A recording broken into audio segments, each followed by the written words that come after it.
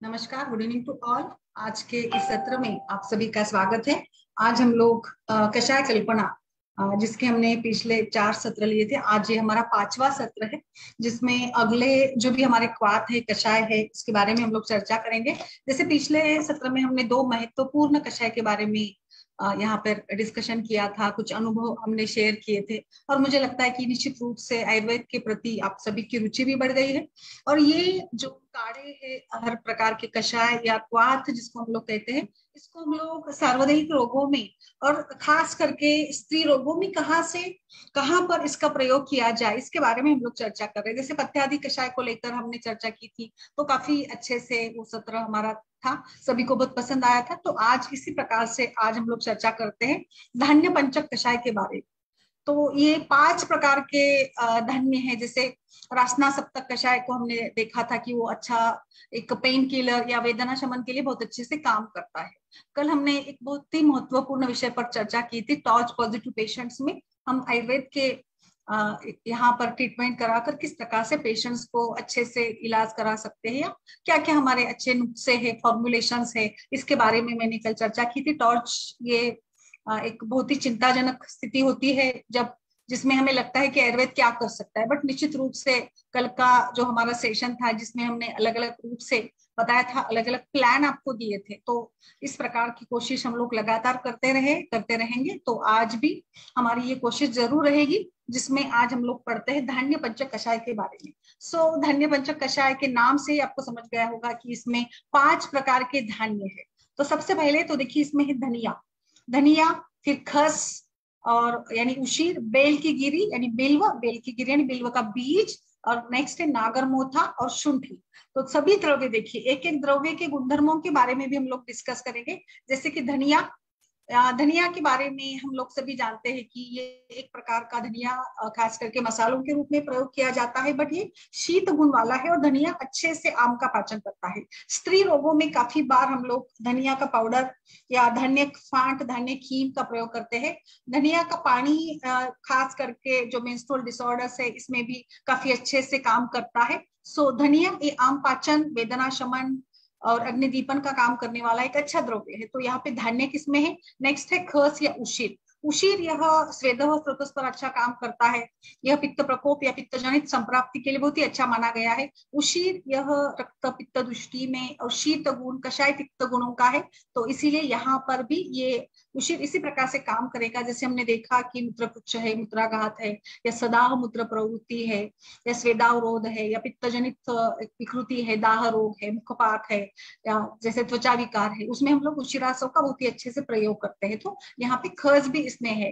Next है बिल्व, जो कि आयुर्वेद का एक खास द्रव्य है। बिल्व हम लोग गृहिणी या peptic ulcer, irritable bowel syndrome, जहां पर भी अतिसार आम बना है और मल बद्ध द्रवमल प्रवृत्ति होती है ना, वहां पर हम लोग बिल्व का प्रयोग करते हैं। बिल्व ये बहुत अच्छी तरह से ग्राही कार्य करता है।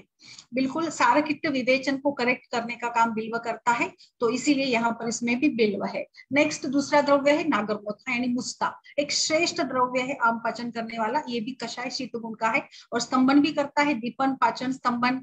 नागरमोथा या मुस्ता यह एक प्रकार से बल्य भी है। जैसे हमने यापन बस्ती पढ़ी थी, उसमें मैंने मुस्तादी यापन बस्ती आपको पढ़ाई थी, जिसमें मुस्तादी यापन बस्ती, यापन हमें पता है कि यापन यानी एक प्रकार से वृद्धावस्था को रोकना। तो बिल्कुल ये रसायन के रूप में भी यूज किया जाता है। तो मुस्ता इज अ ड्रामेटिक ड्रग। जो रसपाचक योग हमने पढ़े थे, इस सभी में खास करके मुस्ता का प्रयोग किया गया है। मुस्ता यहाँ पर है। और नेक्स्ट है शुंठी, जो अमृता, विश्व भेषज के रूप में सभी करीब करीब सभी विकारों में हमेशा मैं बताती हूँ शुंठी का पानक या शुंठी सिद्ध जल। अगर आपको आम पाचन करना है तो केवल, जैसे मुझे कल ही किसी ने पूछा था कि आम पाचन कराने के लिए बेस्ट ड्रग क्या है, आम पाचन कराने के कल्प तो कई सारे हैं। जैसे पटोलादि कषाय करके भी आता है, उसको भी मैं पढ़ाऊंगी, पटोलादि कषाय। और जैसे मैंने अपना कुछ अनुभव भी बताया था कि आप ऐसे ही सिंपल सभी द्रव्यों का चूर्ण कराकर इसका भी उपयोग कर सकते हैं। इसी प्रकार से इसमें आप शुंठी भी है, जो विश्व भेषज के रूप में काम करती है। शुंठी या शूल प्रशमन का, वेदना शमन का, या दीपन पाचन का काम करेगी, सूजन को कम करेगी। शुंठी ये उष्ण गुण वाली है, इसीलिए वात शमन का काम करेगी, कफ शमन का काम करेगी। वात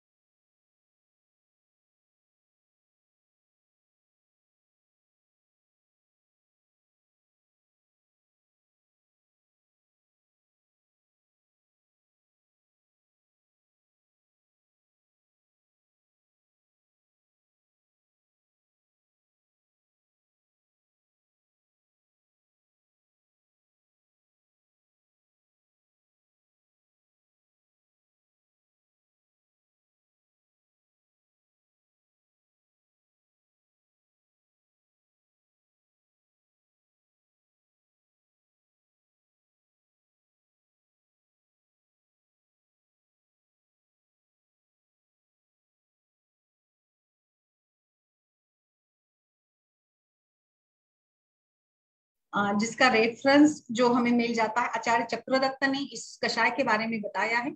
सो इस कषाय का, इस काढ़े का प्रयोग हम लोग कहाँ कहाँ पर करेंगे, इसके सूत्र को भी मैं पढ़ देती हूँ ताकि ये क्लासिकल रेफरेंस आपको मिल जाएगा। धान्यकम नागरम मुस्ता बालकम बिल्वमेव वा अम्ल शूलाति सारघ्नम पाचनम वह्नि दीपणम इदम धान्यम चतुष्कम च स्यात् ये तो शुंठी तिनः पुनः। तो इस प्रकार से इसके सूत्र में साफ लिखा है कि ये धान्य नागर मुस्ता और लाइक बिल्व और शुंठी से बना है, और खास करके आम शूल ज्वरग्न पाचन वन्ही दीपनम के लिए काम करता है।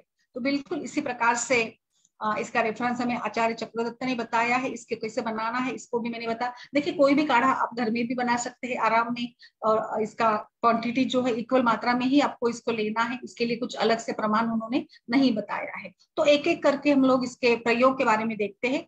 इसका रेफरेंस मैंने जैसे बताया, भेषज रत्नावली में भी अतिसार रोगाधिकार की खास करके इसको बताया है, यानी द्रवमल प्रवृत्ति में हम लोग इसका प्रयोग करेंगे। अतिसार रोगाधिकार में ये कषाय आचार्य बताते हैं।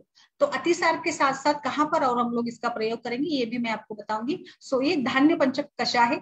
जैसे हम लोग अभी पढ़ रहे थे कि इसकी एफिकेसी क्या है डायरिया में, acute type of diarrhoea, and it can be best used in childrens also. बच्चों में भी काफी अच्छे रूप से इसका रिजल्ट मिल जाता है, तो बच्चों में भी आप इसका प्रयोग कर सकते हैं। अतिसार की संप्राप्ति अगर देखेंगे तो जो विरुद्ध आहार विहार है, चिंता क्रोध, आयुर्वेद में अतिसार विस्तारित रूप से वर्णन किया है, जिसमें शोक भय ये भी कुछ कारण है, चिंता वगैरह भी कारण देखे जाते हैं, जिसमें कि अग्निमांद्य होता है। अग्निमांद्य के साथ अवरोध जनित संप्राप्ति या अति प्रवृत्ति हम लोग इसमें लेंगे। अति प्रवृत्ति के कारण मल जो है सारकिट विवेचन में मल अच्छे से बनता नहीं है, मल द्रव बन जाता है, और मल द्रव बनने के कारण अधिक मात्रा में शरीर के बाहर चला जाता है, जिसमें लक्षण के रूप में द्रवमल प्रवृत्ति, तृष्णा या फिर फटीग, थकान, रसक्षय ये भी लक्षण दिखते हैं।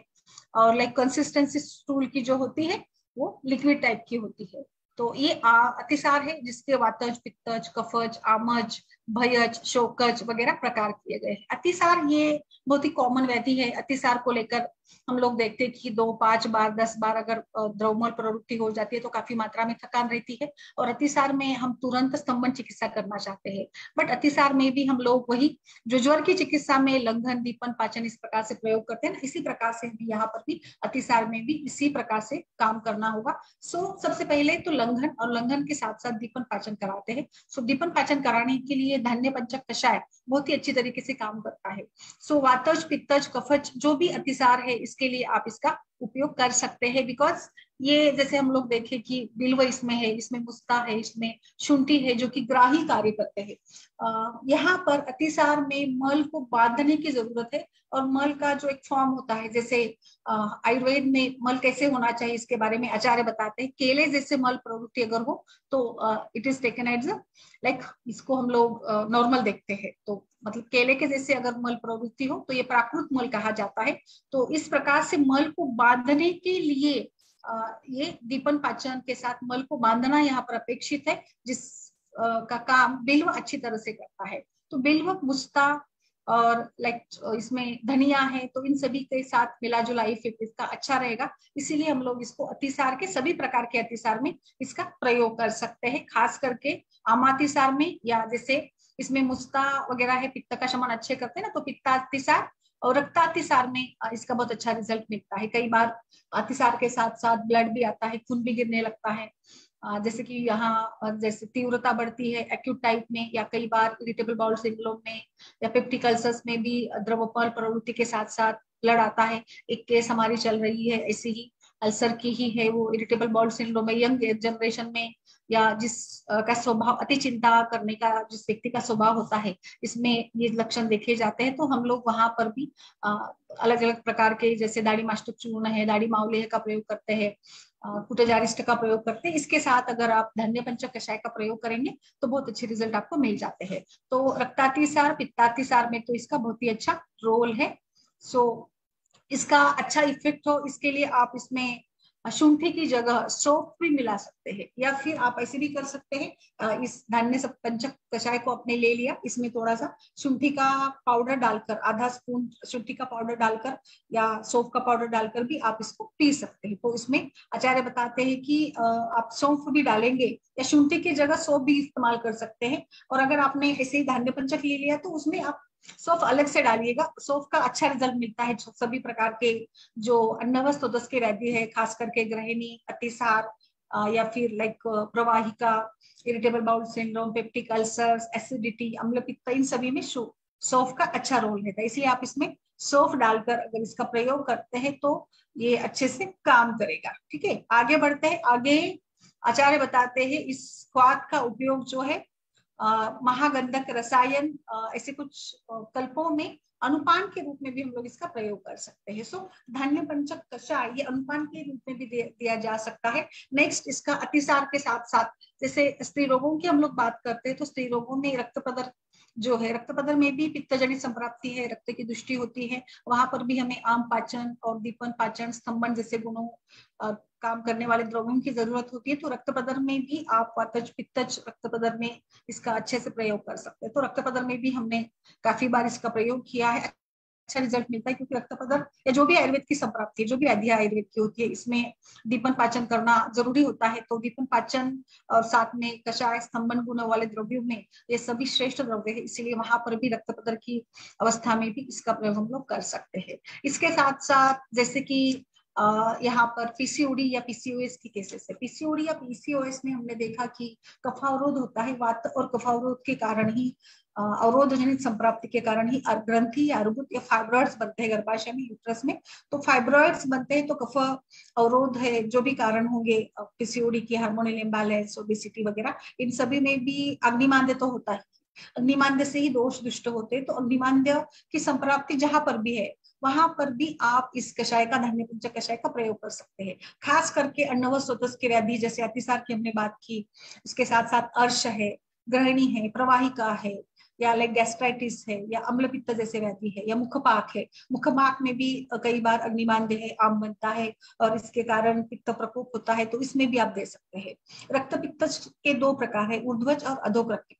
अधोक रक्त पित्त या मानिए जैसे नासागत रक्तस्राव है या गुदगत रक्तस्राव जैसे अर्श में होता है, या कुछ जैसे कि यूरिन में कभी कभार ब्लड आ जाता है, ऐसी स्थिति में भी आप, या अल्सर्स में भी ब्लीडिंग होती है स्टूल के साथ, ऐसे केसेस में भी आप धान्य पंचक कषाय का अच्छे से प्रयोग कर सकते हैं। जैसे मुखपाक की बात चल रही तो पित्त का प्रकोप है, तो पित्त के प्रकोप पहले दाह, तृष्णा, अम्ल पित्त। अम्ल पित्त के भी दो प्रकार है, ऊर्ध्वक और अधोक अम्ल पित्त। जैसे लक्षण दोनों में थोड़े से डिफरेंसेस होते हैं। व्यवहार में हम लोग देखते हैं कि आचार्य जिस प्रकार से अम्ल पित्त बताते हैं उससे कई अलग प्रकार से लक्षण भी मिलते हैं। कुछ पेशेंट्स बताते हैं कि छर्दी या प्रसेत, लालास्त्राव, अरुचि जैसे लक्षण होते हैं, या शिरशूल लक्षण होते हैं। कुछ में द्रवमल प्रवृत्ति होती है, कुछ लोगों में कॉन्स्टिपेशन के साथ सर दर्द होना होता है, या पेट में जलन जैसे शिकायत है, हाथ पैरों में जलन, आंखों की जलन। तो दाह जैसे कुछ व्याधियों में भी हम लोग इस धान्य पंचक क्वाथ का प्रयोग करेंगे, क्योंकि देखिए इसमें आम पाचन हो गया, दीपन हो गया, इसके साथ इसमें खास करके उशीर है। तो उशीर तो पित्त शमन के लिए बहुत श्रेष्ठ द्रव्य है। इसीलिए ऐसे अभी जैसे कि गर्मी के दिन है तो गर्मी के दिनों में पेशेंट्स काफी कंप्लेंट करते हैं कि हाथ पैरों में जलन हो रही है, या लाइक आंखों की जलन हो रही है, मुंह में छाले पड़ गए, फोड़े आ रहे हैं। जैसे पित्त प्रकृति में जो भी पित्त प्रकृति प्रधान व्याधि है, अल्सर से लेकर स्टोमेटाइटिस या आंखों की जलन जैसी समस्या है, इन सभी में भी आप इसका प्रयोग कर सकते हैं। जैसे इसके साथ साथ प्यास अधिक लगना, या त्वचा रोगों में कुष्ठ या ब्लिस्टर्स, एक्जिमा, कई सारे प्रकार के जो भी चर्म दल है, मोल्स है, मिजल्स है, रोमांटिका, मिजल्स ये भी पित्त प्रधान व्याधि है। इन सभी में आप तारुण्य पिटिका, मुख दूषिका के ऊपर भी मैंने आपको पढ़ाया था। मुख दूषिका में भी हम लोग विरेचन कराते हैं पित्त की चिकित्सा के लिए, वहां पर भी हमें आम पाचन दीपन करना होता है। तो इसके लिए भी देखिए इसमें सभी द्रव्य, जैसे मैंने शुरू में ही बताया था कि इसमें सभी द्रव्य जो है, ये धनिया, खस, बेल की गिरी, नागरमोथा, शुंठी, इन सभी के साथ ये बना है धान्य पंचक कषाय। तो त्वचा विकारों में भी आपको सबसे पहले तो अग्निमांद्य को करेक्ट करना होता है, या पित्त प्रधान संप्राप्ति आपको भंग करनी होती है। तो उसमें क्योंकि त्वचा विकार में पित्त भी दुष्ट होता है और रक्त भी दुष्ट होता है, जैसे पीड़िका में देखते हैं, पिंपल्स में देखते हैं, या डिस्कलरेशन है। महिलाओं में भी जो स्ट्रेच मार्क्स डेवलप होते हैं, या मेनोपॉजल एज में हाइपरपिगमेंटेशन वगैरह होता है, मेनोपॉजल एज में हॉट फ्लैशेस है, इस टाइप का अगर मेनोपॉज होता है तो उसमें हॉट फ्लैशेस या लाइक घबराहट है, या अधिक कुछ गर्मी लगती है, पेशाब में जलन होती है, मुंह में छाले पड़ जाते हैं, और एक अलग ही टेम्परेचर बढ़ता है महिला का, तो वो बताती है कि मुझे अंदर से बहुत ही गर्म महसूस हो रहा है। तो अलग अलग प्रकार के पानक मैंने बता दिए थे, पूरे पानक के पूरे सेशन हमने किए थे, जिसमें वासादी वासा पानक भी है, या ब्राह्मी पानक है। ब्राह्मी पानक भी आप वातज मेनोपॉज में जहां पर नींद नहीं आती वहां पर इसका प्रयोग कर सकते हैं। तो इस सभी जो शुंठी सिद्धत है, या लाइक आम का था, नींबू का था, नींबू का पानक का भी त्वचा विकारों में बहुत अच्छा रिजल्ट मिलेगा। तो धान्य पंचक कषाय ये इस प्रकार से आप वैरायटी के साथ, जहां पर भी आपको लगता है दीपन पाचन या पित्तजनित संप्राप्ति है, रक्त दुष्टि है, सो रक्त दुष्टि जन्य सभी विकारों में, जैसे मैं कल मैंने आपको ये वायरस का बताया था, टॉर्च इन्फेक्शन है, जहां पर भी हमें दीपन पाचन करना होता है। दीपन पाचन के साथ ही हमारी ट्रीटमेंट शुरू होती है।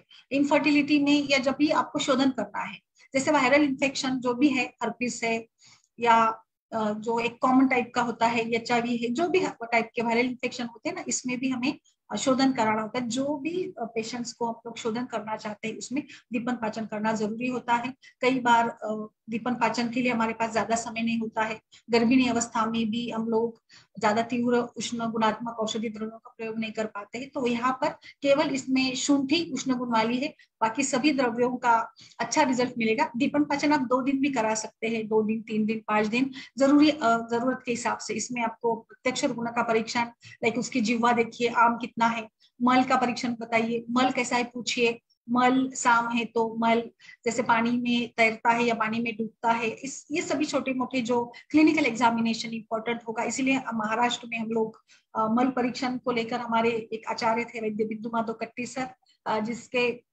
जिनके साथ मैंने पढ़ाई की थी, जो हमारे गुरु थे, तो वो उनका खास करके ये रहता था कि मल परीक्षा करनी उनको पसंद थी, या वो सबसे पहले तो मल परीक्षा करते थे, और मल परीक्षा से ही उनका आयुर्वेद का ट्रीटमेंट चलता था। आज तो मल परीक्षा को लेकर वैद्यों में ज्यादा रुचि नहीं देखी गई है। आज मल परीक्षा थोड़ी सी लुप्त होती हुई दिखती है मुझे, मेरे हिसाब से। बट महाराष्ट्र में फिर भी हम लोग मल का परीक्षण पूछते हैं, एटलीस्ट आपको पूछना है मल, साम मल या निराम मल के बारे में। क्योंकि देखिए आयुर्वेद में अम्निमान है, तो कहीं ना कहीं सामता ये मल में, मूत्र में, जिह्वा में, शरीर के सभी जो भी ये है ना उसमें हमको दिखती है। तो मल मल केवल मल का परीक्षण कराकर भी आप, या मल के बारे में पूछ कर भी आप संप्राप्ति कैसी बनी है इसके बारे में अंदाजा लगा सकते हैं। तो इस प्रकार से वाइडली गायनी के भी जो भी डिसीजेस है, जहां पर कुछ फाइब्रोइड, सिस्ट है, त्वचा विकार है, इसमें भी आप ये कर सकते हैं। जैसे मैंने चॉकलेट सिस्ट पढ़ाई आपको, बार्थोलिन सिस्ट पढ़ाई थी, इसमें भी तो सिस्ट या ग्रंथि अर्बुद जब भी बनता है तो अवरोध है, अवरोध है, कफ बड़ा है इसमें, और कुछ पित्त प्रदान भी लक्षण होते हैं, तो उसमें भी आपको शोधन करना ही पड़ता है। तो इस शोधन जनित सभी जहां पर भी शोधन करना है, प्री कंसेप्शन में भी अगर आपको शोधन करना होगा, जैसे पेशेंट्स कंप्लेंट बताते हैं कुछ पेशाब की जलन है, वहां पर मूत्रपुच्छ, मूत्राघात, तो रसव स्रोतस के लेकर सभी प्रकार के स्रोतस की व्याधियों में हम लोग जब दीपन पाचन करना चाहते हैं तो धान्य पंचक कषाय ये बहुत बेस्ट ऑप्शन है। तो इस प्रकार से इसका ये वाइड यूज है धान्य पंचक कषाय का। अभी आप बताइए, मैंने आपको पूरा रक्त प्रदर्श से लेकर अतिसार, ग्रहणी में, जब जहां पर भी आप चाहते हैं, पिंपल्स में, फोड़े आते हैं उसमें, सभी में आप इसका प्रयोग कर सकते हैं। ये मैंने मतलब खास करके मेरा एक अनुभव के साथ ये है, कई सारे त्वचा विकार के केसेस में इसको यूज किया है, मूत्रपुच्छ में यूज किया है, पेशाब के जलन में यूज किया है, मुखपाक में भी मैं देती हूँ, इसके साथ में त्वचा विकार में मुख दूषिका भी मैं इसका प्रयोग करती हूँ, अच्छा रिजल्ट मिल जाता है। पित्त प्रकृति की व्यक्ति में खास करके रिजल्ट मिल जाते हैं। सूजन, पित्त विकृति, दाह जहां पर भी है वहां पर इसका प्रयोग जरूर करिए और आप मुझे बताइए। ये मेरा वही उद्देश्य है कि आप अलग अलग प्रकार के कषाय यूज करें और इसका एक्सपीरियंस आप शेयर करें। बिल्कुल।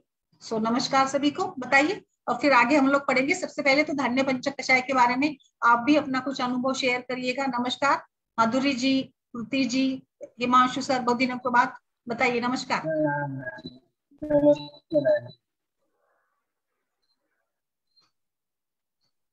यस।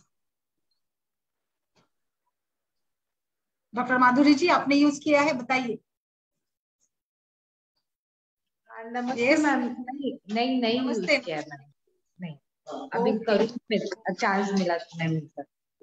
बिल्कुल बिल्कुल, अतिसार नहीं करिएगा मैम, इतना अतिसार में।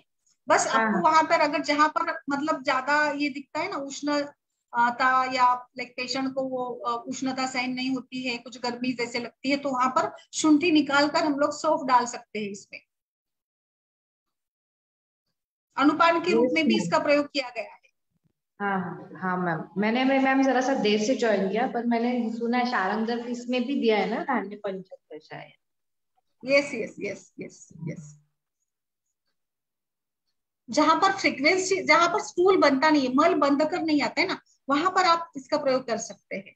सो द्रवमल प्रवृत्ति, पित्त प्रकृति में भी तो द्रवमल प्रवृत्ति होती है, उसका मृदु कोष्ठ है ना पित्त प्रकृति के व्यक्तियों का। हाँ, और मैम ये भेषज रत्नावली के अतिसार रोगाधिकार में भी दिया गया है धार्मिक यस के यस, बाद। अतिसार रोगाधिकार में हाँ है, यस यस, हाँ, तो बिल्कुल लूज मैंने स्टूल्स बताया, में इसका यस। अच्छा इफेक्ट रहता है। और फिर जैसे आपने बताया कि कहीं पर भी पित्त का उष्ण गुण अगर बढ़ा हो तो थोड़ा शुंठी हम्म, को हटा देते हैं, तो वैसे ही इसको शुंठी यूज को कर। हटाना चाहिए। हम्म। यस, शुंठी के बगैर भी आप धान कर में, सकते हैं, बट हाँ अभी ये मैम, धान यस धान में बिल्व और मुस्ता का भी कॉम्बिनेशन बना के देते हैं तो अच्छे इफेक्ट्स रहते हैं उसके, जहाँ पे भी पित्त यस यस होता है। सर, बिल्कुल बिल्कुल, बिल्व तो श्रेष्ठ द्रव्य है, इसमें राही काम करता है ना।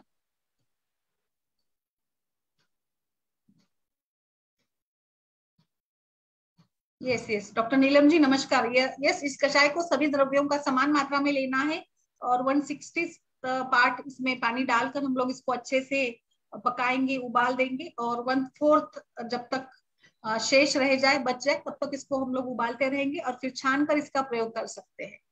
ये काफी अच्छा है। आप देखिए, जैसे ये तो संदर्भ सहितोक्त है, बट आप पेशेंट की अग्नि बल व अवस्था के अनुरूप इसको बना सकते हैं। जैसे कि अभी हम लोग शुंठी के बारे में बात कर रहे थे, तो जहां पर आपको लगता है शुंठी की जरूरत नहीं है, तो इसको हम लोग हटा देते हैं, या फिर आप इसमें नेत्रबाला का प्रयोग करते हैं शुंठी की जगह पे, तो भी चल सकता है। जहां पर पित्त ज्यादा मात्रा में उष्ण गुण नहीं सहन होता है, तो इसमें हम लोग शुंठी निकाल देंगे, वहां पे सौंफ डालिएगा। जहां आपको लगता है कि अधिक उष्ण गुण है, तो उष्णता बढ़ जाएगी या पित्त प्रकोप बढ़ जाएगा, वहां पर हाँ मैम, सोप भी डाल सकते हैं और चंदन भी ऐड किया जा सकता है चंदन ऐड किया जा अगर सकता है। यस पित्त यस, की चंदन मात्रा ऐड किया कम जाता लगे। है शीत गुण के लिए। इसमें नेत्रबाला या चंदन को ऐड कर सकते हैं लोग, बिल्कुल। यस, और बताइए हिमांशु जी, आपका वो बाद में मैंने वो इसको पढ़ा, यामनो अवसाद, लाइक आपका वो केस था ना, कामोन्माद हाँ टाइप का, मैम, उसको मैंने पढ़ाया था। मैम वो केस तो ठीक है, पहले से बेटर है। और काउंसलिंग भी करनी पड़ती है ऐसे पेशेंट्स को। और बिल्कुल। उसके साथ में जितना भी ब्राह्मी है, जैसे अभी आपने अनिद्रा वाले जो बताए ना द्रव्य, ब्राह्मी हम्म, है, ब्राह्मी वटी है, वो मैंने उसको दी थी। और चक्रधारा और उसको दी, तो उससे भी रिलीफ आया था। वही सेम, वो एक्चुअली ये मतलब ग्रंथों का रेफरेंस के साथ इसको एक टाइप का ये बताया ना, लाइक वो भी मैंने पढ़ाया था, is a type of hysteria जो। हाँ हाँ। और आजकल मैम शीरधारा पे भी थोड़ा काम कर रहे हैं, तो दशमूल शीरधारा जैसे दे देते हैं पेशेंट्स को। क्योंकि अच्छा, चक्रधारा कई लोगों को जैसे शीत गुड़ बढ़ा देती ना, थोड़ा सा कोल्ड सा उनको लगने लगता है। हाँ, तो जो चक्रधारा लोग में जैसे थोड़ा सा कभी कभी गुरुता होती है, लाइक पेशेंट को ना बहुत ऐसे गुरु लगता है, जड़ दिमाग या सर में दर्द होते जैसा लगता है कभी कभार चक्रधारा से। तो आप इसको लाइक डेली रेगुलर नहीं यूज करेंगे, हम लोग इसको 3 दिन में एक बार कर सकते हैं ना, चक्रधारा का प्रयोग कर करना होगा। मैम ऐसे ही कर रहे हैं, 3 दिन में एक ही बार दे रहे हैं पेशेंट को। पहले तो हमने रेगुलर दी, बिल्कुल। लेकिन रेगुलर से फिर पेशेंट बोला सिर में भारीपन सा रहता है। और मैम धारा में एक हम्म, चीज और मैंने नोटिस की है कि धारा अगर सेंट्रलाइज्ड रहे, मतलब जो धार गिर रही है वो यदि तीसरे नेत्र पे, आज्ञा चक्र पे गिरती रहे बराबर, मूवमेंट ना दो पात्र को, तो मैम पेशेंट कहता है कि सिर में भारीपन सा आ जा रहा है। यस यस, भारीपन आता है, गुरुता लगती है पेशेंट को, बिल्कुल भारीपन आ हाँ, जाता लेकिन है। अगर साइड में पात्र को मतलब तो क्या मूवमेंट देते रहे करिएगा आप सेंटर ना, राइट। तकर को थोड़ा सा उसकी क्वालिटी को ये करिएगा, यानी थोड़ा उसको पतला बनाइएगा, तकर में से लाइक उसकी घनता मत रखिएगा ज्यादा, उसको जरा ज्यादा लिक्विड बनाइएगा, उसका उसका कॉन्सेंट्रेशन कम करिएगा। मैम मैं तो डायरेक्ट मेथड ही कर रहा हूँ, आंवला का क्वाथ कर लिया मैंने और वो तक्र में ऐड ऑन कर दिया, और तक्र अगर लगता है कि ज्यादा गाढ़ा है तो उसमें थोड़ा सा पानी ऐड कर देते हैं। यस यस, बिल्कुल बिल्कुल, यस यस। नीलम जी, इसमें धनिया, खस, बेल यानी बिल्व, नागरमोथा और शुंठी है। जहां पर अधिक पित्त या उष्ण होता है वहां पर हम लोग शुंठी का प्रयोग नहीं करेंगे। इसमें चंदन एड ऑन कर सकते हैं या पेशेंट की आवश्यकता के अनुरूप, जैसे अतिसार में अगर पेट दर्द है, शूल का लक्षण है, तो वहां पर सौंफ का प्रयोग करिएगा। आप सूतिका में प्रयोग कर रहे हैं तो वहां पर सौंफ का प्रयोग कर कर करिएगा। सूतिका में भी जैसे अतिसार या पेट का दर्द है तो वहां पर भी आप इसका अच्छा से प्रयोग कर सकते हैं। बट अगर पित्त प्रकोप ज्यादा होगा या पित्त प्रकृति की महिला है तो वहां पर हम लोग शुंठी को हटाकर चंदन का प्रयोग करेंगे। तो और जैसे पेशाब की जलन है, मूत्रपुच्छ है, मूत्राघात है, यूटीआई इन्फेक्शन है, इसमें भी आप इसका प्रयोग अच्छे से कर सकते हैं। और किसी का कुछ अनुभव? डॉक्टर स्मिता जी नमस्कार, बताइए कृति।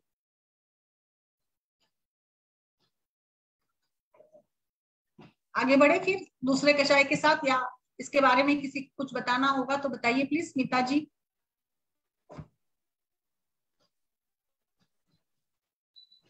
यस यस, अगला इसी का जो एक नेक्स्ट वर्जन है, धान्य सप्तक कषाय। सो इसमें भी देखिए धनिया है, खस है, बेलगिरी है, बिल्व, नागरमोथा, शुंठी और आगे ऐड किया है सौंफ और कुटच। तो मुझे लगता है ये और ज्यादा अच्छा स्तंभन कार्य करेगा। तो अतिसार में, और अतिसार में ही है ये भी, खास करके धान्य सप्तक। अभी हमने 5 द्रव्यों के साथ धान्य पंचक कषाय बनाया था, तो अभी ये धान्य सप्तक है और सभी का एक यौकुट चूर्ण हम लोग बना लेंगे और इसको जैसे हम लोग पका देते हैं ना, 16 गुना पानी डालकर इसको अच्छे से पका देंगे, उबाल देंगे। उबालते समय कषाय को मैंने बताया था कि ढक्कन मत रखिएगा जब भी कषाय बनाते हैं, और इसकी क्वांटिटी के बारे में भी बताया था। आप कषाय में कुछ प्रक्षेप द्रव्य भी ऐड ऑन कर सकते हैं, जैसे जरूरत है आप इसमें लाइक पानी तो डालकर हम लोग अनुपान में पानी देते ही है, इसमें आप शहद का प्रयोग कर सकते हैं, इसमें शुगर डाल सकते हैं। जैसे वात पित्त जनित संप्राप्ति है तो मिश्री का प्रयोग करिएगा, जहां पर कफ जनित संप्राप्ति है तो वहां शहद का प्रयोग आप कर सकते हैं। इसमें पिपली या जैसे कुछ प्रक्षेप द्रव्यों का भी प्रयोग आप कर करा सकते हैं। तो ये सब आपका युक्ति प्रमाण है, कहाँ पर क्या यूज करना। अगर आपको इसके साथ, जैसे मैंने अभी इसको बताया कि शुंठी को हटा देकर जहाँ पे शूल जनित है, अतिसार भी है और पेट दर्द भी है, जैसे बच्चों में भी धान्य पंचक का काफी अच्छा रिजल्ट मिलता है। बस क्वांटिटी हम लोग कम देंगे, half teaspoon, depends upon the age. उसका वेट देखिए, न्यूनेट है, बेबी 1 साल का है, 2 साल का है, तो उसके हिसाब से हम लोग इसको देंगे। जैसे नॉर्मली 5 ml से स्टार्ट होकर तो काढ़े का जो डोज होता है तो 50 ml तक भी काढ़े का डोज रह सकता है। तो ये एक इसका डिसएडवांटेज है कि काढ़े की क्वांटिटी थोड़ी ज्यादा होती है नॉर्मली, तो पेशेंट को कभी कभार ऐसे लगता है कि इतना मात्रा में हम लोग दवा कैसे पिए, और उसमें फिर से पानी मिलाकर भी पीना होता है। सो बच्चों में यूज करना है तो try with like 1 ml 2 ml से स्टार्ट करिएगा। बट इसमें आप शोप डाल सकते हैं, जहां पर शूल है तो शोफ का काम अच्छा होगा इसमें। और सूतिका अवस्था में भी सौंफ अच्छी रहती है, जो स्तन्य जनन का भी काम करती है। जैसे कि कई बारी बच्चा आता है ना, रोता हुआ आता है, गैसेस होते हैं या पेट खराब होता है बच्चे का, तो हम लोग माँ को ही ट्रीटमेंट कराते हैं, धात्री को ही ट्रीट कराना पड़ता है, जिसमें हम अलग अलग प्रकार के द्रव्यों का प्रयोग करते हैं। तो धात्री में आपको अगर यूज करना होगा तो शुंठी को निकाल दीजिए और इसमें इस प्रकार से आप एड ऑन कर सकते हैं। तो इसीलिए शायद इन्होंने आगे जाकर आचार्य ने धान्य सप्तक कषाय के बारे में बताया होगा, जिसमें सेम 5 कंटेंट है और मिलाया है आगे शौफ और कुटच। तो कुटच अच्छे से ग्राही काम करता है। कुटजारिष्ट, कुटच घनवटी, ये अतिसार की एक पेटेंट दवा है। खास करके अतिसार या द्रवमल प्रवृत्ति जो भी लक्षण मिलता है कहीं पर भी सेकेंडरी टाइप में किसी व्याधि के लक्षण के रूप में, तो वहां पर हम लोग कुटच घनवटी का प्रयोग करते हैं। कभी कभार पेट खराब होना, डाइजेस्टिव डिस्टर्बेंसेस होते हैं यहाँ पर भी, या मुखपाक में जैसे जहां पर भी आम बनता है ना, वहां पर हम लोग इसका प्रयोग कर सकते हैं। सो ये धान्य सप्तक कषाय है, सेम इसका भी यही यूज है। ये भी एक उत्तम प्रकार से दीपन पाचन कराने का काम करता है। अभी इसमें हमने शौफ भी डाली और कुटच भी डाली है। तो लॉन्ग टर्म या क्रॉनिक टाइप का अतिसार होता है जिसमें पेशेंट कंप्लेन करता है कि लगभग, या कुछ केसेस में भी देखे थे, जैसे मैंने अभी एक केस आपको बताई थी ना, तो जो कि अल्सरेटिव कोलाइटिस की केस है, उसमें एक यंग ही बच्चा है, पढ़ता है, और उसको ये दिन में 3-4 बार लाइक मल प्रवृत्ति होती है, उसमें हर बार ब्लीडिंग होती है। तो जैसे हम लोग ट्रीटमेंट करा रहे हैं, तो पिछले महीने में उसकी फ्रिक्वेंसी कम हो गई है और खून गिरना भी काफी हद तक बंद हो गया है। वो वही बोलता था कि गुरुता बहुत भारीपन लगता है, दिन भर उसको फ्रेश ही नहीं लगता, मतलब बहुत गुरुता भारीपन था। इसका मतलब आम इतना बना हुआ था शरीर में, और उसका कारण जब हेतु हमने देखा तो स्ट्रेस बहुत ज्यादा था, वो पढ़ाई को लेकर काफी चिंतित रहता था। बिल्कुल। तो ये केस मैं आपको उसको लाइव बुलाकर मैं प्रेजेंट करूंगी जब और थोड़े रिजल्ट हमको मिल जाएंगे, बिकॉज इसको ट्रीट कराने में थोड़ा समय लग रहा है। तो बिल्कुल, तो इस प्रकार से ऐसे कुछ केसेस में अल्सरेटिव कोलाइटिस में भी ये दोनों का, धान्य पंचक का या धान्य सप्तक का भी अच्छा रिजल्ट मिल जाएगा। कूटज है तो स्तंभन का कार्य ज्यादा अच्छे से होगा इसमें। कुटज घनवटी के बजाय अगर आप ये देंगे तो दीपन, पाचन, आम सब कुछ हो जाएगा, वातानुलोमन होगा, स्तंभन भी काम होगा, इरिटेबल बाउल सिंड्रोम में, अप्रवाहिका में, सभी में आप इसका प्रयोग करें। गहनी में दे, रक्त पदर में भी दे सकते हैं। शौफ डालिए तो सुतिका जन्य अतिसार, या जहां पर भी आपको लाइक पेट में मतलब जड़ लगता है, भारीपन लगता है, और बीच बीच में मतलब पेट दर्द के साथ अगर मल प्रवृत्ति होती है, पतला मल आता है, तो उसमें भी आप ये दे सकता है। बच्चों में खास करके ये होता है कि बच्चे बता देते हैं कि पेट दर्द के साथ मल प्रवृत्ति होती है, तो बच्चों में तो हम लोग कृमि चिकित्सा भी करेंगे, कृमि नवटी या विडंग चूर्ण विडंगारिष्ट का भी प्रयोग करेंगे, और साथ में ये धान्य सप्तक कषाय भी हम लोग उसमें एड ऑन कर देंगे। तो ऐसी सारी संप्राप्तियों में आपको डाइजेस्टिव सिस्टम के प्रॉब्लम्स है, और त्वचा विकारों में भी, या खुजली, दाह, तृष्णा, स्किन डिसीजेस, इरप्शंस, फोड़े, फुंसिया, मसूरिका में वगैरह भी दाह, बर्निंग सेंसेशन बहुत ज्यादा होती है। तो यहाँ पर आप शुंठी हटा दीजिएगा, और जैसे अभी हमने इसमें सौंफ वगैरह डाली है, या चंदन भी डाल सकते हैं, तो इसमें आप इसका प्रयोग कर सकते हैं, जो पित्त का शमन करेगा। तो शुंठी सहन नहीं होती है, कुछ लोगों का शिकायत रहता है कि लाइक शुंठी पीने से, या शुंठी की चाय या शुंठी का प्रयोग पीने से उनको मुंह में छाले आते हैं, या कुछ बर्निंग सेंसेशन के जैसे लगता है, तो उसमें हम लोग शुंठी को हटा देंगे, और इस प्रकार से उसमें ठंड शीत गुण वाले द्रव्यों का एड ऑन करके भी हम लोग इस कषाय को बना सकते हैं। सो ये धान्य सप्तक कषाय है, ये भी वही प्रकार से पित्त प्रधान संप्राप्ति में एपिस्टैक्सिस है, दाह है, जो भी टाइप का अम्ल पित्त होगा, रक्त पित्त होगा, ऊर्ध्व कदुक टाइप का, इसमें भी हम इसका प्रयोग कर सकते हैं आराम से। सो ये नेक्स्ट वर्जन ऑफ धान्य पंचक का नेक्स्ट 2 एड ऑन करके धान्य सप्तक कषाय है। ये ज्वर में भी दे सकते हैं, ज्वर में भी ये दोनों कषाय अच्छे काम करेंगे। ज्वर का खास करके जो पित्त ज्वर है या सन्निपातिक ज्वर है, इसमें अच्छा रोल रहेगा इसका।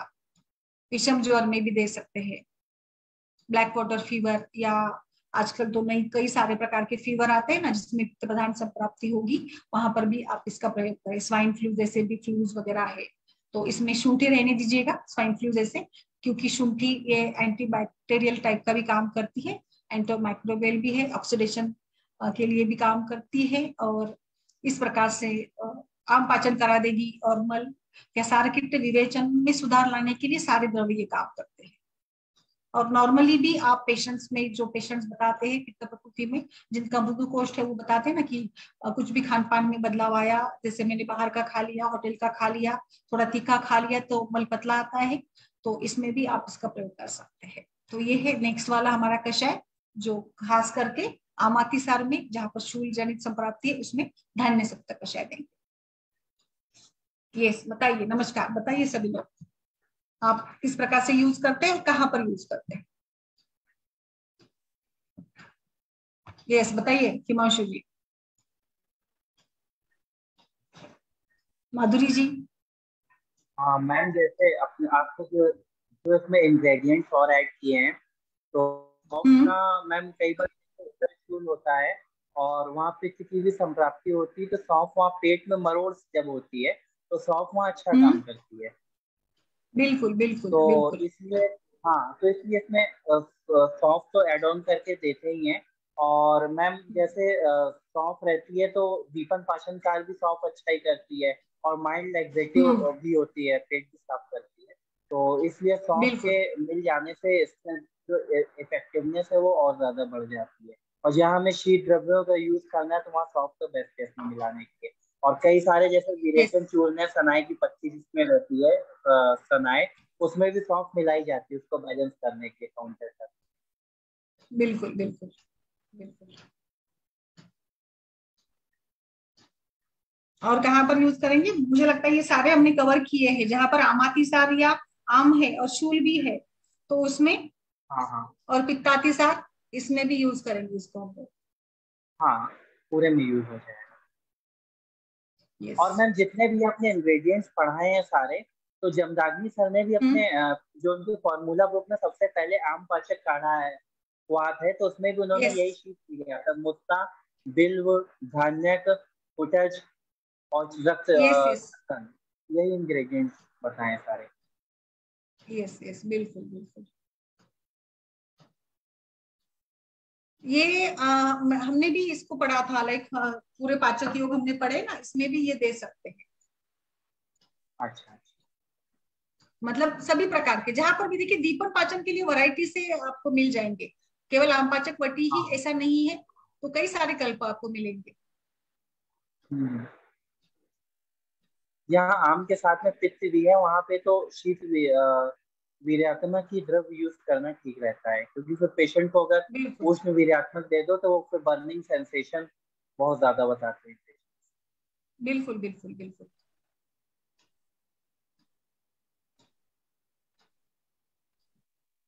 और किसी का कुछ और हो तो मैम बताइए। जैसे जैसे ये जो भी हाँ आपने बताइए। योग पढ़ाया है, इसी योग में अगर उसकी मल्टीपल भावनाएं दे दी जाती हैं तो उसके रिजल्ट बहुत फास्ट मिलते हैं।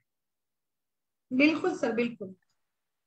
हाँ, मतलब एक बार हमने द्रव्य ले लिया पाउडर फॉर्म में, सर और एक बता फाइन देती हूँ, पाउडर। जैसे मैंने अभी पिछले सत्र में भी मैंने बताया था आपको, मिश्री मिलाना, शहद मिलाना और लाइक गुड़ मिलाना, तो आप प्रक्षेप के रूप में आप जो भी लाइक आपको लगता है कि ये थोड़ा सा पेशेंट का पित्त बढ़ेगा तो वहां पर आप मिश्री डाल दीजिएगा, या जैसे कफजनी हाँ संप्राप्ति है हाँ। तो यहाँ पे शहद डालिएगा। तो इसमें ऐसा नहीं कि कषाय आपको अकेले देना है, कषाय में आप प्रक्षेप द्रव्य भी एड ऑन करके दे सकते हैं। जैसे पित्त के लिए आप मिश्री ऐड कर देंगे तो पित्त का ये नहीं होगा, मतलब पेशेंट को इरिटेशन नहीं होगा, इतना नहीं बढ़ेगा हाँ नहीं पेशेंट।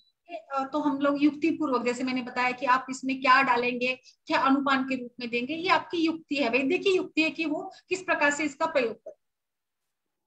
मैम कई बार जैसे शुंठी भी आपने मिला रखी है और अगर मिश्री एड ऑन कर दी तो फिर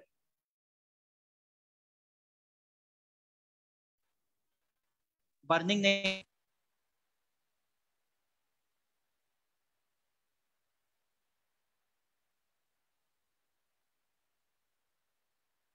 यस सर बताइए, क्या बोल रहे थे आप?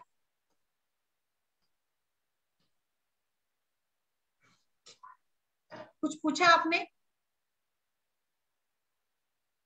हिमांशु सर कुछ पूछा था आपने, शायद मिश्री के बारे में बोल रहे थे ना, डॉक्टर स्मिता जी?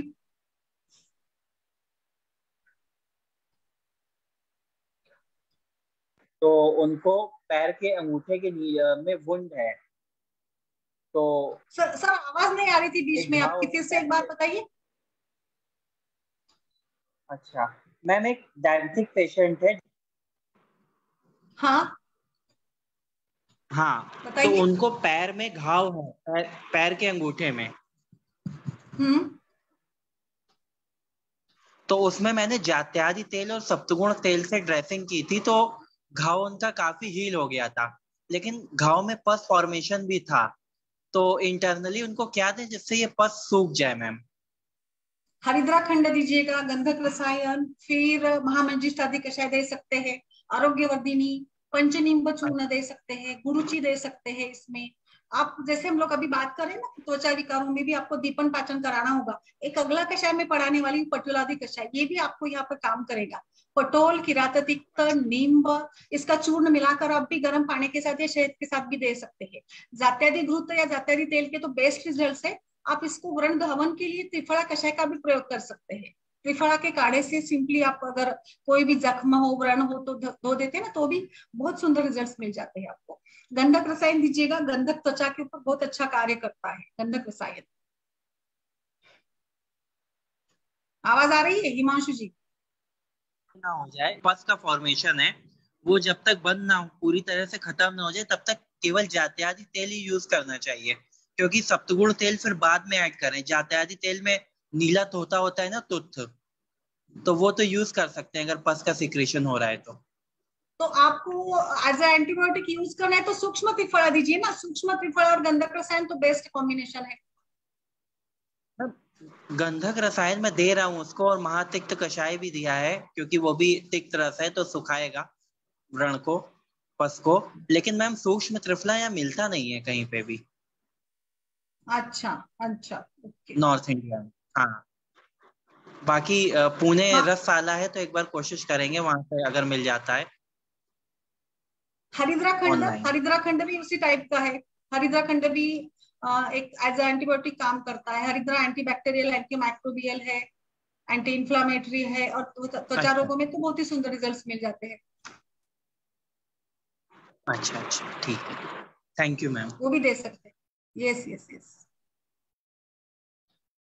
और किसी का कुछ सवाल हो तो प्लीज बताइए, या फिर हम लोग आगे का एक विषय पढ़े। स्मिता जी, कृति जी, माधुरी जी, बताइए प्लीज। जैसे अगला कषाय भी आपके इस सभी हमारा जो डिस्कशन चल रहा है ना, इसी से रिलेटेड है। अगला कषाय हम लोग पढ़ेंगे तो वो भी तिक्त गुणों वाला ही है। आप इसको ज्वर में या सभी प्रकार के त्वचा विकारों में इसका प्रयोग कर सकते हैं। ठीक है, तो आगे बढ़ते हैं। अगला कषाय एक हम लोग पढ़ते हैं जो कि कई सारे ग्रंथों का रेफरेंस है इसको। शारंगधर संहिता का है, सहस्त्राधार जो योग का एक संहिता है उसमें भी इसका वर्णन आया है। पटोलादि कषाय, सो पटोल के नाम से आपने जान लिया होगा, ये भी एक दीपन पाचन कराने वाला, और जहां पर भी अग्निमान्य है, आम बना है, ऐसे सभी रसव स्रोत से लेकर सभी विकारों में, त्वचा विकारों में, कुष्ठ विकारों में, या जिससे कि आम बना हुआ है, ऐसे सभी संप्राप्तियों में, वात रक्त है, आमवात है, इसमें भी पटोलादि कषाय का अच्छा प्रयोग होगा। तो पटोलादि कषाय के कंटेंट्स क्या है? सबसे पहले तो इसमें पड़वल है, कड़ू पलवल के साथ इसमें त्रिफला है, हिरडा भेड़ा आंवला, और फिर नीम का भी इसमें प्रयोग किया है, मुनक्का है इसमें, इसमें इंद्रजव है, नागरमोथा है, मुलेठी है, गिलो है, और अड़ुलसा है। तो एक एक करके सभी द्रव्यों को देखिए। पटोल ये आयुर्वेद का एक ऐसा द्रव्य है जो तिक्त रस वाला होता है और जो बहुत अच्छे से पाचन करता है। सो पटोल का चूर्ण या पटोल का काढ़ा, आप सिंपल एक द्रव्य का अगर प्रयोग करना चाहते हैं, वो भी ज्वर की संप्राप्ति जहां पर है वहां पर भी ये सभी द्रव्य अच्छे से काम करते हैं। आगे मैं बताऊंगी। तो सबसे पहले तो पटोल, हिरडा बेहड़ा आंवला के बारे में तो नहीं बताऊंगी। जैसे आप सभी जानते हैं कि ये एक ऐसे श्रेष्ठ द्रव्य है जो रसायन, चक्षुष, व्रणरोपण करने वाले हैं, और कई सारे इसके रिजल्ट हमें मिल जाते हैं। इसके बाद इसमें जो नीम है, खास करके नीम भी एंटीबैक्टीरियल, एंटी माइक्रोबियल या तिक्त रस वाला होने के साथ वो भी शोधन का भी काम करेगा, आम का भी पचन करेगा, रसव रक्तव स्रोत की दृष्टि की और अच्छा काम करने वाला नीम ये द्रव्य है। मुनक्का, एक्चुअली मुनक्का ये पित्त का शमन करने वाला है, तो पित्त जनित संप्राप्ति के लिए मुनक्का, और धातु का बल भी बढ़ाता है। मुनक्का खास करके रसव स्रोत के ऊपर काम अच्छा करता है, तो इसीलिए यहाँ पर इसका प्रयोग किया है। काफी सारे जो द्रव्य है ये रसव स्रोत के इसमें ही काम करने वाले है, रस का पाचन कराने वाले ही है। इंद्रजव है जो कि रक्त दृष्टि के ऊपर काम करता है। नागरमोथा के बारे में अभी बताया था कि मुस्ता ये रसायन भी है, मुस्ता ये दीपन पाचन भी काम करता है, शीत कषाय गुण वाला है। जहां पर भी अधिक मात्रा में अतियोग है, या जैसे अति प्रवृत्ति वाली जो संप्राप्ति है, उसमें भी मुस्ता का अच्छा रोल है। मुस्तादी यापन बस्ती का प्रयोग हम लोग करते हैं जो यापन का काम करती है इस प्रकार से। तो मुस्ता इसमें है। मुलेठी या ज्येष्ठमत जो चक्षुष से लेकर रसायन है, ये मधुर रस वाली है, पित्त का शमन करने वाली है, वातदोष का भी शमन करती है। गुरुचि है जो आयुर्वेद का एक श्रेष्ठ रसायन द्रव्य है, आम पाचन करने वाला द्रव्य है। और नेक्स्ट है इसमें अडुलसा, जो कफ की संप्राप्ति के लिए अडुलसा अच्छा काम करता है। तो ये सभी द्रव्यों के साथ ये शारंगधर संहिता वाला रेफरेंस है पटोलादि कषाय। जैसे नॉर्मली हम लोग कषाय बनाते, काढ़ा बनाते हैं, इस सभी का समान मात्रा में यौकुट चूर्ण आपको बनाना है, और 1/16 पार्ट पानी डालकर इसको अच्छे से आप उबाल दीजिएगा, अच्छे से इसको पकाइएगा, बिना ढक्कन पकाएंगे। काढ़ा बनाते समय हम लोग जो भी काढ़ा बनाते हैं इसमें आचार्य बताते हैं कि आपको उसके ऊपर ढक्कन नहीं रखना है। जो बर्तन होगा इसको आप खुला ही पकाएंगे, और जब जैसे आपको जिस कंसंट्रेशन में वो चाहिए कषाय अलग अलग प्रकार से यूज किया जाता है, शोधन के लिए, शमन के लिए, पाचन के लिए, दीपन के लिए, ब्रूहन के लिए। तो उसके अनुसार इसकी कॉन्सेंट्रेशन आप कम ज्यादा कर सकते हैं। तो स्टैंडर्ड टाइप में 1/4 ही हमको यहाँ पर उसको बचाना है। जब ये इस प्रकार से शेष रह जाता है तो उसको छान कर हम उसको एक इसमें भरकर रख देंगे, शीशी में भरकर रखिएगा, और इसका प्रयोग आप आपके आवश्यकता के अनुसार कर सकते हैं। 5 ml से स्टार्ट होकर 50 ml की मात्रा तक इसका प्रयोग हम लोग कर सकते हैं। तो इस प्रकार से ये पटोलादी कषाय बनता है। इसका खास उपयोग आचार्य बताते हैं, जैसे ज्वर में हम लोग लंघन करते हैं, साथ में ही हमें दीपन पाचन करना पड़ता है। ज्वर चिकित्सा के बारे में तो आप सभी विस्तृत रूप से पढ़ते हैं, आचार्य चरक ने भी इसका विस्तृत रूप से वर्णन किया है। ज्वर की संप्राप्ति के बारे में बस कषाय जब यूज करना होता है तो आचार्य ने इसका प्रयोग तीसरे चौथे दिन करना पड़ता है। पहले 2 दिन तो पूरा लंघन करेंगे, लंघन के समय केवल यवागु या लाइक यूष मंडप या इसका ही प्रयोग करना होता है, और बाद में हम लोग कषाय या काढ़े का प्रयोग करेंगे। पहले ही दिन कषाय नहीं देना है ज्वर में, इसको त्याज्य बताया है। तो ज्वर की संप्राप्ति में कोई भी प्रकार का ज्वर है तो ज्वर में पाचन के लिए आप जो भी बाकी ज्वर के लिए जो भी यूज करते हैं, लाइक त्रिभुवन कीर्ति का यूज कर रहे हैं आप, जो ज्वरांकुश रस है, प्रताप लंकेश्वर है, सुतिका है, तो जो भी ज्वर के कल्प है इसके साथ भी आप इस पटोलादी कषाय का अच्छे से प्रयोग कर सकते हैं। जैसे अभी हमने इसकी चर्चा की थी कि इसमें ये सारे द्रव्य है, तो पटोलादी कषाय अभी केवल ज्वर में नहीं, तो एक स्टडी हुई थी और एक पेशेंट्स में भी हमने आमवात की केस थी, वो आमवात के केस में इसका प्रयोग किया था। सभी इसके कंटेंट्स देखिए, गुरुची है, मुलेटी है, नागरमोथा है, तो शूल प्रशमन भी होगा, आम का पाचन भी इसमें होगा। तो इसीलिए आमवात, या दूसरा भी एक था हमारा एक पायलट स्टडी किया था जिसमें वातरक्त के पेशेंट्स में भी पटोलादी कषाय का उपयोग हुआ था। इसके साथ मुखपाक, कुष्ठ, दद्रु, एलर्जी, सभी प्रकार के त्वचा विकार या लाइक रक्त दुष्टिजन्य विकार, इसमें दाह है, कुछ विष बाधा जन्य स्थितियां है जहां पर भी आपको पाचन दीपन कराना होगा, या पिटिका है, मुख दुष्टिका है, जो भी त्वचा विकार है, मेनोपॉजल एज में हाइपर पिगमेंटेशन है, इसमें भी आप दे सकते हैं। फाइब्रॉइड्स के केसेस में, पीसीओडी, पीसीओएस के केसेस में दे सकते हैं। अभी हमने इन सभी व्याधियों की चर्चा की थी, लाइक रक्त प्रदर के भी इसमें अति प्रवृत्ति है, रक्त प्रदर में भी इसका अच्छा रिजल्ट आपको मिल जाएगा। सो पटोलादी कषाय, या हमने कल टॉर्च इन्फेक्शन के बारे में पढ़ा था। सो टॉर्च इन्फेक्शन में वायरल इन्फेक्शन है, वायरल इन्फेक्शन में आचार्य को शोधन करना ही बताते हैं, ये विरेचन करना बताते हैं। तो विरेचन के पहले हमें दीपन पाचन करना होता है, तो वहां पर भी आप इसका अच्छे से प्रयोग कर सकते हैं। सो पटोलादी कषाय ये वाइड इसका प्रयोग रहेगा, वाइडली आप इसका यूज सभी प्रकार के आम की कंडीशंस में आप इसका प्रयोग कर सकते हैं। सो आज मुझे लगता है पटोलादी कषाय के बारे में इतना मैं बताऊंगी। आपके सवाल का जवाब देना चाहूंगी, जो भी आपको लगता है या आपके अनुभव पटोलादी कषाय के साथ कुछ हो तो वो भी आप शेयर करिएगा जरूर। यस, इसका रेफरेंस अष्टांग हृदय में भी आया है और कुष्ठहर कषाय में भी आया है, सहस्त्र योग में आया है, कषाय रोगों में, कषाय गणों में इसका वर्णन मिलता है। यस सर, बताइए। इचिंग या स्कैबीज में भी अच्छा ये होता है, सोरियासिस में भी आप यूज कर सकते हैं। जो मैंने आज 3 कषाय पढ़े ना, धान्य पंचक, धान्य सप्तक और पटोलादी, सोरियासिस में भी ये हमें यूजफुल रहेंगे क्योंकि सभी तिक्त कषाय रस वाले हर्ब्स है ना इसमें। सो इसके लिए, पेन के लिए, और ज्वर में, टाइफाइड फीवर के लिए भी, मलेरिया, टाइफाइड फीवर में, पाइल्स की संप्राप्ति में भी, पाइल्स ये अर्श, ये भी अर्णव स्तोत्र से इसका स्टार्ट होता है, अर्श में भी अग्निमांद आम ही बनता है, उसमें भी दे सकते हैं इसको। Irregular bowls habits, peptic ulcer, irritable bowel syndrome, ulcerative colitis, peptic ulcer, इस सभी में। एनीमिया, पांडु, ये भी रसवह स्रोतस, आचार्य सुश्रुत ने इसको रक्तव स्रोतस का वैधि माना है, बट रसव स्रोतस की दृष्टि भी होती है तो इसमें भी आप दे सकते हैं। कामला में भी यूज कर सकते हैं, जहां पर भी जैसे पांडु कामला में भी अग्निमांद है, आम बनता है, तो उसमें भी रिजल्ट्स इसके अच्छे मिल जाते हैं।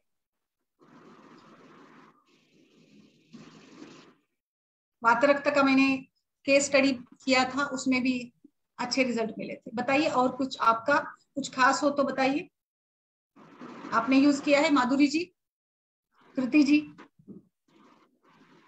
स्किन डिसीज में आप करिए यूज इसको, बताइए मुझे इसका रिजल्ट।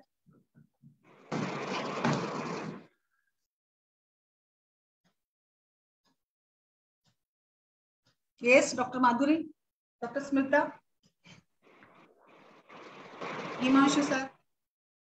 मैम मैंने यूज किया है, और इसमें मार्केट से जो आता है वो पटोल मूलादि कषायम के नाम से आता है। मैंने कंपनी यस मेड यस, ही यूज पटोल किया मूला है। मूल भी है।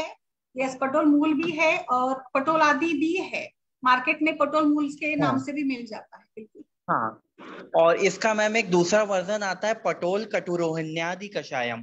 तो मैम अच्छा में जैसे डायबिटिक पेशेंट्स जो होते थे उनको कॉन्स्टिपेशन भी है, यकृत की भी संप्राप्ति है, तो उनको शोधन के लिए मैंने दिया है।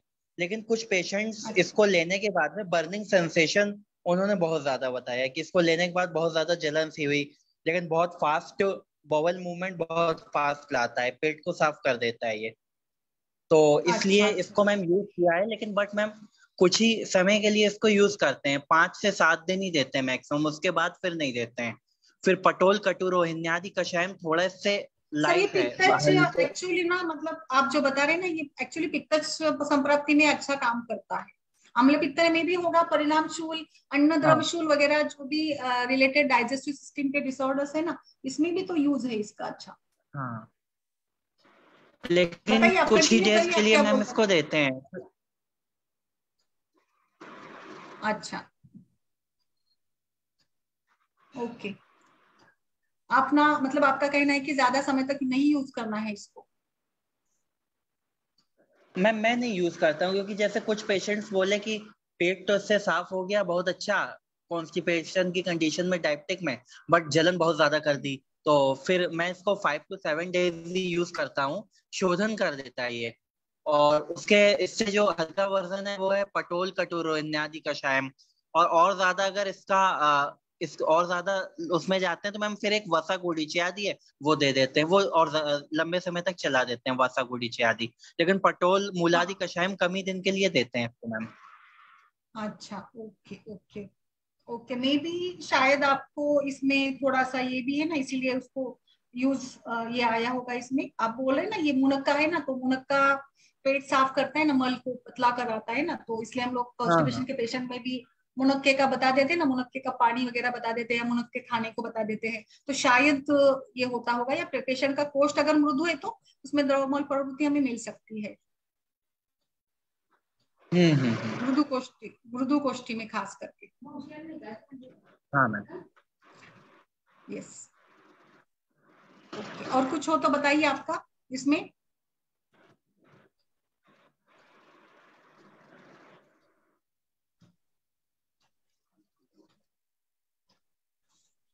बट सर एक्चुअली ना, दीपन पाचन के द्रव्य तो 5 दिन तक ही काफी अच्छे से रिजल्ट देते हैं, उसके बाद तो ज्यादा यूज नहीं करना है इसको।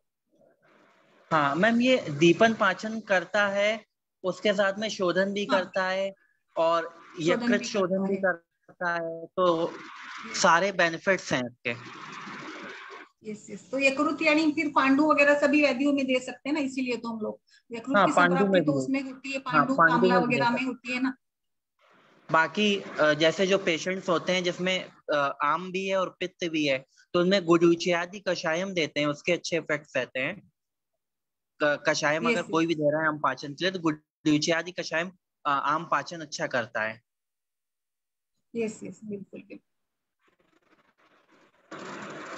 कुछ पेशेंट में अभी जैसे कि उनकी प्रकृति के हिसाब से कभी कभार नाउजिया, वोमिटिंग, ऐसे भी लक्षण देखे जा सकते हैं। हाँ हाँ।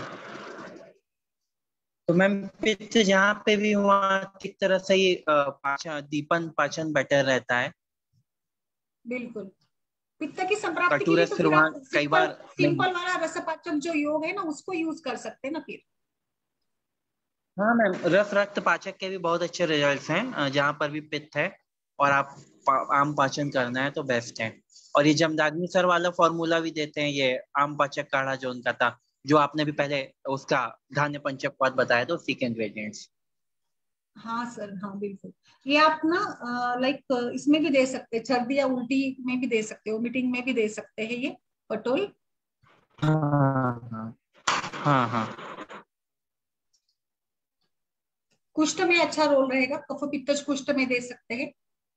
और लाइक कुछ अरुचि वगैरह भी है, कामला हाँ पांडु मैम। में अरुचि वगैरह भी, और ज्वर में भी तो अरुचि लक्षण रहता है ना। ये एक्चुअली त्रिदोषहर बताया है आचार्य के हिसाब से। और प्रैक्टिकली कफ पित्त का शमन करता है, बट आप जैसे बता रहे तो कुछ साइड इफेक्ट्स हो सकते हैं मे बी। रक्त प्रसादन करेगा, दाह का प्रशमन भी करेगा। अष्टांग सूत्र स्थान का रेफरेंस जैसे अल्कोहल, हाँ कुछ पेशेंट जैसे मैम अल्कोहल लेते हैं ना, तो अल्कोहल उष्ण गुण को बढ़ाती है बॉडी में अल्कोहल। तो जो अल्कोहल ले रहे हैं तो ऑलरेडी उनमें उष्ण गुण तो है ही, तो उनको लिया था तो उन्होंने ऐसी कंप्लेन बताई थी कि बहुत ज्यादा बर्निंग सेंसेशन हो रहा है, जलन पैदा कर रहा है। खान पान का भी लाइक ये हो सकता है, खान पान का भी हो सकता है ना कुछ इफेक्ट, लाइक उष्ण तीक्ष्ण आहार का सेवन या पत्ते का पालन नहीं करना, दिन में सोना, जैसे कुछ भी अगर आप कर रहे होंगे तो भी कुछ सर्दी या ऐसे लक्षण हो सकते हैं।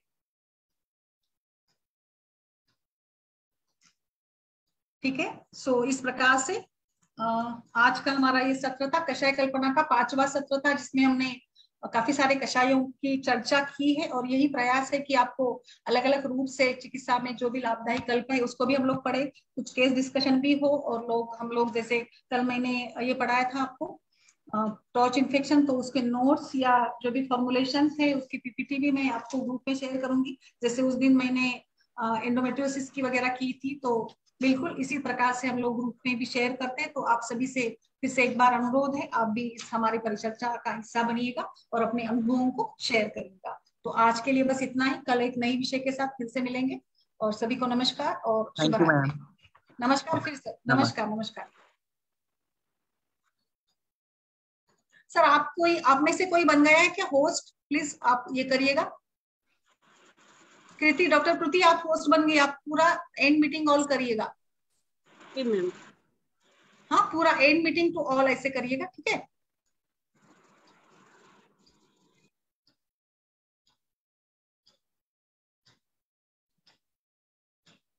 Doctor Kriti ji and meeting for all करिए मैम।